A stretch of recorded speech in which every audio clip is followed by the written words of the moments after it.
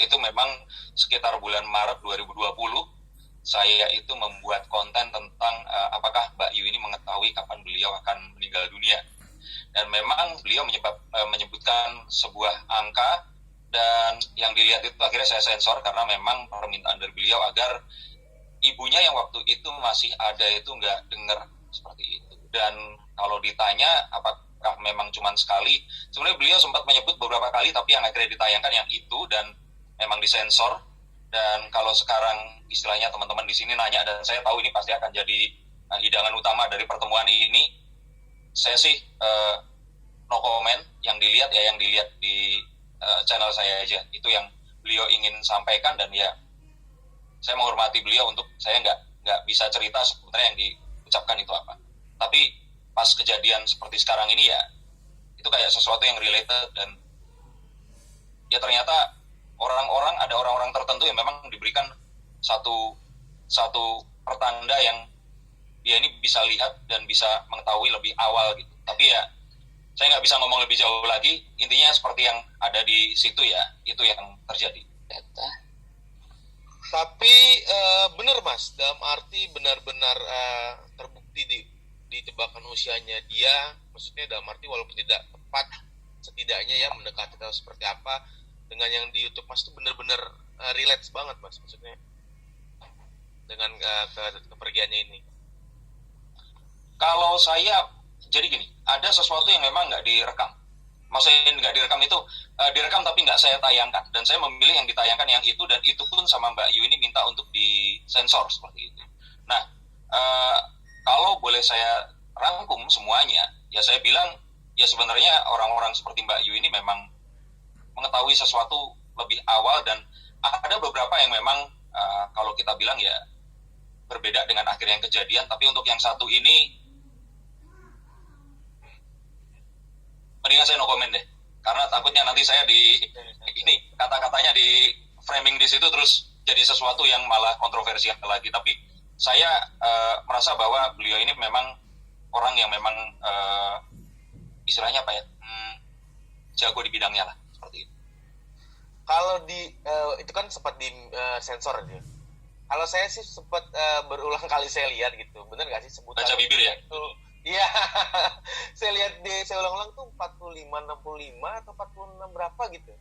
Pokoknya sekitar itu bener nggak? Saya nggak mau konfirmasi ya, karena kan beliau minta seperti itu. Tapi for your info, sebenarnya saat beliau mengucap itu adalah saya minta waktu itu beliau, Mbak, apakah ini harus diulang lagi atau bagaimana, agar istilahnya ya gini, waktu pertama kali dengar ini saya kaget aja.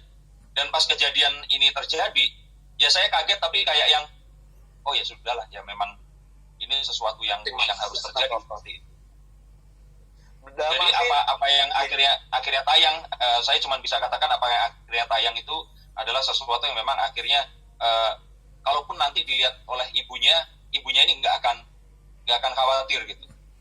Tapi yang bisa saya katakan di sini adalah Mbak Yuni memang seorang nujum, dan apa yang terjadi hari ini tuh saya nggak bilang kalau sudah diramalkan ya, tapi sedikit banyak sebenarnya dia sudah tahu. Berarti memang kalau pribadi dari Mas Denny sendiri tidak begitu kaget, dalam arti setelah tahu itu disinkron ya benar-benar baru oh memang apa yang sudah dibicarakan oleh beliau memang kenyataannya seperti itu, benar nggak sih Mas? Jadi memang disinkronin sendiri, memang ada kecocokan. Ya kalau sinkronisasinya mungkin kalau mau disimpulkan begitu, tapi intinya adalah sepertinya kayak orang, kayak mungkin kita punya satu ini ya, kayak saya pernah dengar cerita buyut saya itu sebelum beliau meninggal ini, kayak dia itu udah tahu dan terus beberes gitu loh, kayak ya kayak orang berkemas gitu loh Mas, Mbak di sini. Jadi kalau menurut saya sih ini semua jadi setelah ini kejadian tuh kayak di flashback itu kayak nyambung semua, ini seperti itu.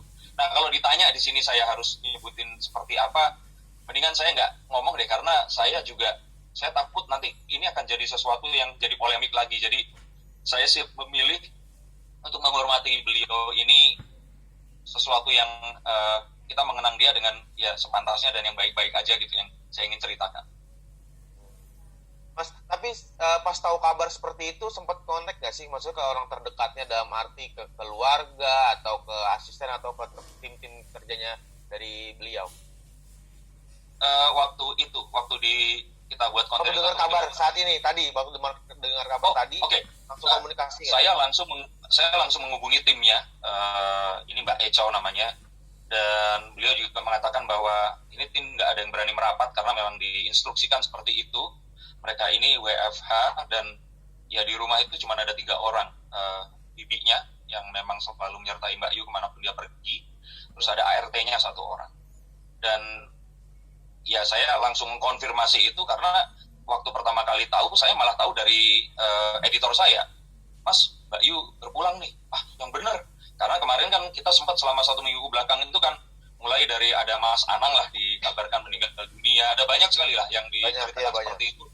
Ya, dan kita sekarang ini kan lihat berita orang meninggal itu kan kayak orang pamer makanan gitu kalau di sosial media gitu, udah sering banget. Ini di depan kantor saya juga setiap jam ambulans lewat gitu. Jadi itu yang saya lakukan tadi dan mengkonfirmasi, terus saya membuat konten karena teman-teman wartawan langsung hubungi saya. Beliau ini ya kalau teman berarti kenal ya, tapi kalau istilahnya saya pernah meminta saran ke beliau pun meminta saran ke saya. Jadi saya lebih daripada teman, saya juga menganggap beliau ini sahabat saya. Sesuatu yang saya ingat adalah ya beliau kalau diminta tolong dia pasti akan bantu. Beliau ini dermawan karena saya melihat dengan mata kepala saya sendiri juga dia kemurahan hatinya ini bagaimana, terutama ke orang yang memang lebih membutuhkan. Dan ya, di luar sosoknya memang kontroversial kalau bicarakan cepat-cepat ya, tapi beliau ini buat saya adalah sosok yang ini sebenarnya lembut dan di dalam hati itu nggak tegaan sama orang lain. Itu sih yang pertama saya rasakan saat ya sekitar 3 tahunan yang lalu saya kenal beliau secara personal. Dan terus kemudian setelah saya punya channel YouTube kan memang 2 tahun ini lebih intens kita ngobrol dan sebagainya. Dan ya beliau saya anggap sebagai senior saya yang ya dia udah lama di bidang ini dibandingkan saya. Beliau juga usianya juga di atas saya dan ya banyak hal yang saya belajar dari Mbak Yu. Orang-orang yang ada di sekitar rumah kita juga jadi menghindari itu. Saya kayaknya nggak bisa ketemu, mohon maaf sebelumnya. Siap kalau Mas. Jadi sebelumnya kita mau bahas tentang ini masalah yang almarhum itu yang ramai juga karena kabarnya kan dia memang sudah tutup usia nih Mas Denny. Sebelumnya itu sempat bertemu atau ngobrol-ngobrol nggak sih Mas Denny sama Mbak Yu?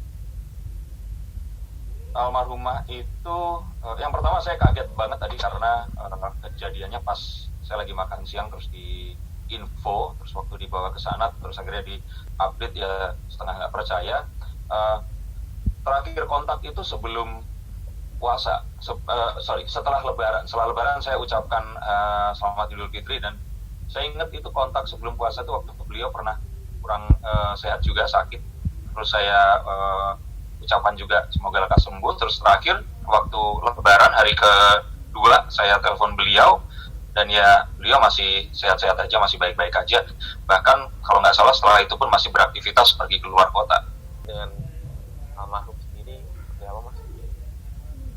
Nggak ada sesuatu yang saya kerjakan sama-sama dengan beliau sih setelah itu.